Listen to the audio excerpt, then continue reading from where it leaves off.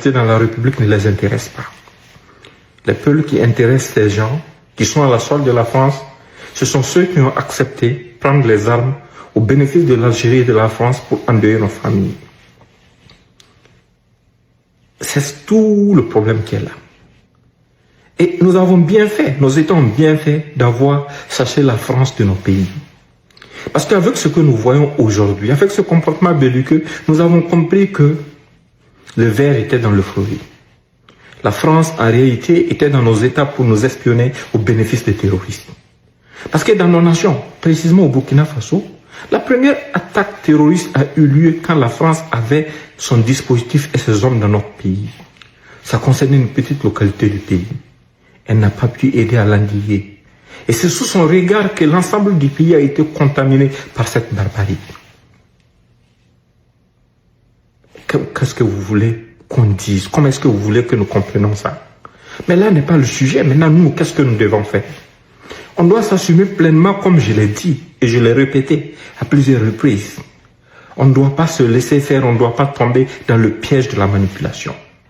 Pendant que certains endeuillent nos familles, d'autres, sur les réseaux sociaux ou dans la presse, essaient de créer toutes sortes de zizanies, essayent de créer le chaos, essayent de décourager, démoraliser nos hommes. Certains parmi ces gens sont allés plus loin, en affirmant clairement sur les réseaux sociaux, en appelant clairement sur les réseaux sociaux nos hommes à ne pas combattre, en appelant nos hommes à la lâcheté. Mais nos hommes ne combattent pas pour quelqu'un, ils combattent pour leurs enfants, pour leur propre survie. Parce que on est face à une situation dont si tu la fuis en brousse, elle va venir te trouver en ville. C'est indéniable, c'est inévitable. Ces petits drogués n'ont rien de plus que nous. Absolument rien. Et on ne peut pas fléchir, on ne peut pas. Et ceux qui pensent qu'il y existe une voie de négociation avec ces gens n'ont absolument rien compris. Négocier avec ces bandits-là, c'est reporter son sort. Ça va finir par arriver. Le remède ultime que nous avons, c'est de mobiliser tous ceux qui, sur le sol de l'AES ou à l'extérieur, que ce soit noir ou blanc, qui sont prêts à nous soutenir, quel que soit ce que ça va coûter à nos nations, les mobiliser sans aucune hésitation et aller terminer cette barbarie en soutien avec nos FDS et nos VDP. Il faut le faire pleinement et il faut le faire urgemment parce qu'ils ont montré leurs intentions. Et nous, on ne peut pas se faire piétiner. On ne peut pas laisser nos terres aux mains de personnes égarées, de drogués qui ne connaissent même pas l'objectif de leur combat, de leur lutte. Si c'est une lutte, de leur barbarie. Donc c'est pour cette raison que j'ai fait le choix de faire cette vidéo devant vous. Ça doit servir de motif pour qu'on soit mobilisé permanemment pour affronter notre destin. Parce que si nous ne le faisons pas, personne ne le fera à notre place. Absolument personne. Ces perfides qui disent aimer notre pays sortent pour essayer d'utiliser toutes sortes de manipulations pour nous diviser, nous subdiviser.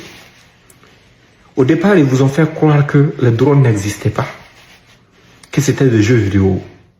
Après, ils ont essayé de mettre la pression à la Turquie pour que la Turquie ne nous laisse pas opérer les drones, en affirmant que c'était des civils qui étaient victimes des drones. Comment est-ce que des civils peuvent être victimes de jeux vidéo?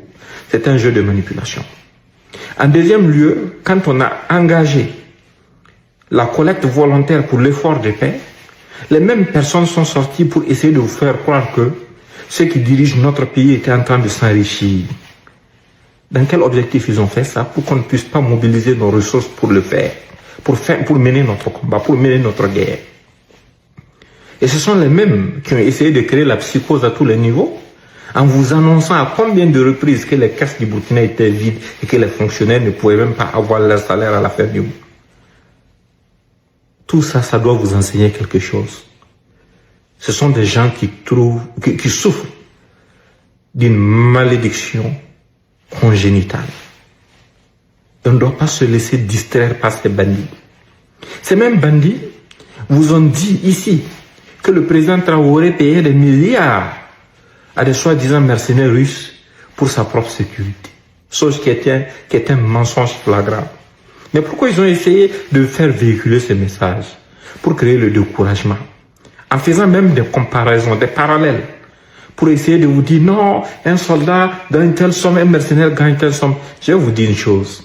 Leur perfidie ne peut pas marcher. Même si dans notre pays, on avait engagé des gens pour nous aider à combattre cette barbarie-là, et qu'on les payait plus que nos soldats-là, il n'y a pas plus normal que ça. Pourquoi? Je vous le dirai. Parce que nos hommes se battent pour leur terre, pour leur famille, pour les futures générations. Un étranger qui viendra nous aider à combattre là, tout ce qu'il va avoir au prix de sa vie, c'est la compensation. Par contre, nos hommes, eux, leurs femmes, leurs enfants, leurs futurs petits,